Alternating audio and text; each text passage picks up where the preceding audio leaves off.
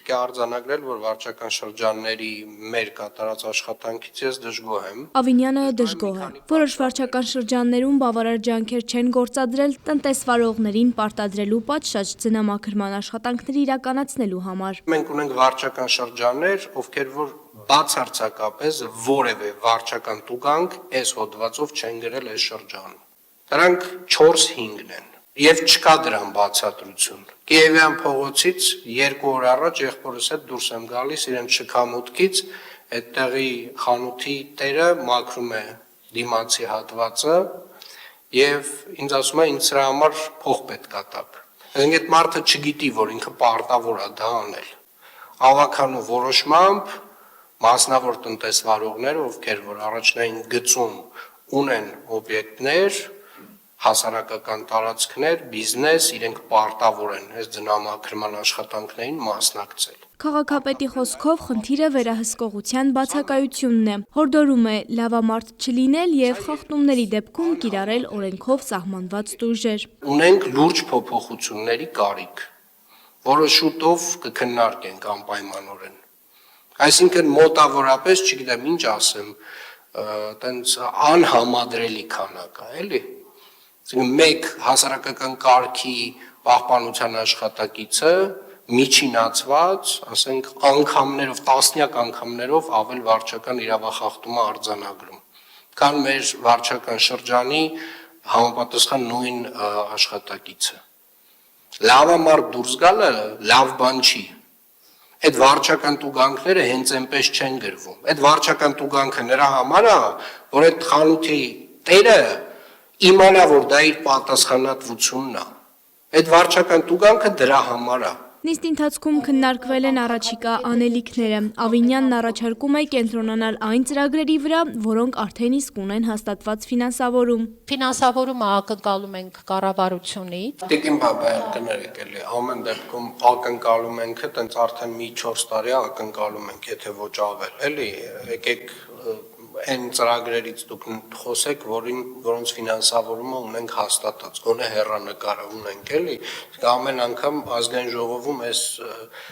ֆենոմենալ դեբատը ֆինանսների նախարարի հետ ունենում ենք, եթե չունենք այս ֆինանսավորումը, անցեք առաջ, չկա ֆինանսավորում։ Ունենք լեգիտիմ ակնկալիք, որ կլինի, բայց այդ ուղղությամբ մենք հիմա մրցույթները կհայտարարենք այդ տրամաբանությամբ։ Շինարարական ոլորտի խնդիրներին անդրադառնալով Ավինյանը պատասխանատուներին հորդորում է լինել հետևողական։ Մենք կունենանք վստահաբար մի շինարար, ով կկատարի իր աշխատանքը, եւ խնդրում եմ այստեղ հատուկ ուշադրություն, որովհետեւ այն process-ը, որով դուք անցել եք, երկար գնահատման, խոսում է այն մասին, որ ավելի ուշադիր պետք է լինել, մասնավորապես հաղթող շինարարի նկատմամբ, որը ֆորմալ առումով ոնց հասկանում եմ, փաստաթղթային առումով ամեն ինչ լավ է տեղում է,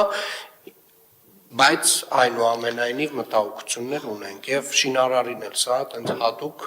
այսպես ասած, մեսիջ։ Քաղաքապետարանը շարունակում է տրանսպորտային համակարգի բարելավման ծրագրերը։ Նախատեսվում է ձեռք բերել ևս 250 էլեկտրական ավտոբուս, ածխածնային արտանետումները նվազեցնելու նպատակով։ Մենք սրանով մի քանի կարևոր հարցին ենք անդրադարձ ունենում, առաջին հերթին դա խցանումների խնդիրն է, որովհետև 250 18 մետրանոց ավտոբուսների մուտքով մենք ունենալու ենք հնարավորություն որոշակի նոր կարգավերումների մարդատար ավտոմեքենաների համար, ամեն այս 18 մետրանոց ավտոբուսը փոխարինում է, չգիտեմ, 80-ից 100 մարդատար ավտոմեքենա եւ կարող ենք այս համեմատականները շատ հստական են, սա առաջին իհարկե գործոնն է, երկրորդ գործոնը իհարկե վերաբերում է օդի որակին եւ օդի որակի տեսանկյունից այս ավտոբուսները գրեթե կարելի ասել գրեթե չէ առհասարակ արտանետումներ որպես այդպիսին չեն ստեղծում, դրանք էլեկտրական ավտոբուսներ են։ Երևանի շտապօգնության ծառայությունը համալրվել է 7 նոր ավտոմեքենայով։ 2026 թվականին նախատեսվում է ձեռք բերել ևս 10-ը, զեկուցում է Դավիթ Կարապետյանը։ 6 գծային մեքենաներ են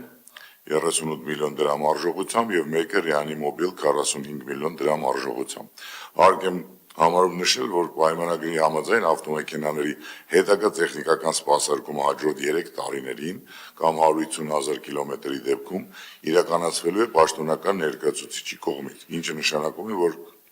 բացառելու ենք հավելյալ սպասարկման ծախսերը։ Ավտոմեքենաների ձեռքբերումը նաև նշանակալի է այն իմաստով, որ ի տարբերություն նախկին համալրումների ավտոմեքենաները